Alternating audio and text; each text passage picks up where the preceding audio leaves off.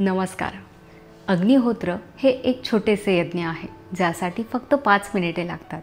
अग्निहोत्रामुळे आपलेच नाही तर आपल्या सभोवतालचे वातावरण शुद्ध होते. अग्निहोत्रासाठी लागणारे साहित्य: तांब्याचे हवन पात्र, 3-4 शेणाच्या गवऱ्या, तांदूळ, तूप व कापूर. हे यज्ञ सूर्योदय आणि सूर्यास्ताच्या वेळी केले जाते, त्यामुळे पूजेला 2-5 मिनिटांपूर्वीच तयारी सुरू करावी. सर्वप्रथम पात्रात शेणाच्या गवऱ्या रचाव्या.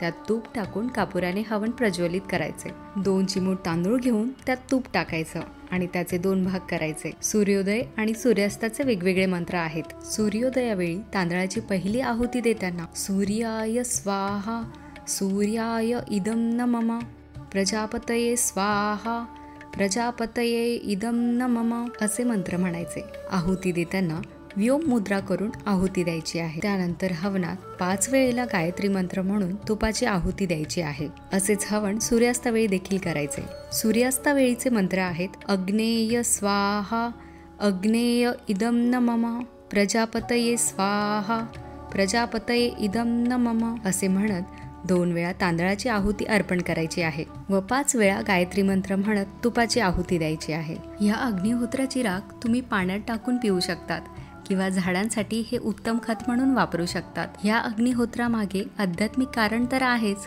पण वैज्ञानिक कारणे देखील अनेक आहेत. अग्निहोत्राच्या अग्नीतून जे गॅसेस रिलीज होतात त्यामुळे भोवतालच्या वातावरणात जीवाणू व विषाणूंचे संक्रमण होत नाही. अग्निहोत्रामुळे शरीरातील जठराग्नी, पंचमहाभूताग्नी व ज्ञान अग्नी प्रज्वलित होते, ज्यामुळे शरीरातील तत्व बॅलन्स होतात, डायजेशन सुधारतं व विवेक बुद्धी जागृत होते. सगळ्यात महत्त्वाचं म्हणजे लवकर उठण्याची सवय लागते, ज्यामुळे लाईफस्टाईल रिलेटेड डिसीजेस होत नाही.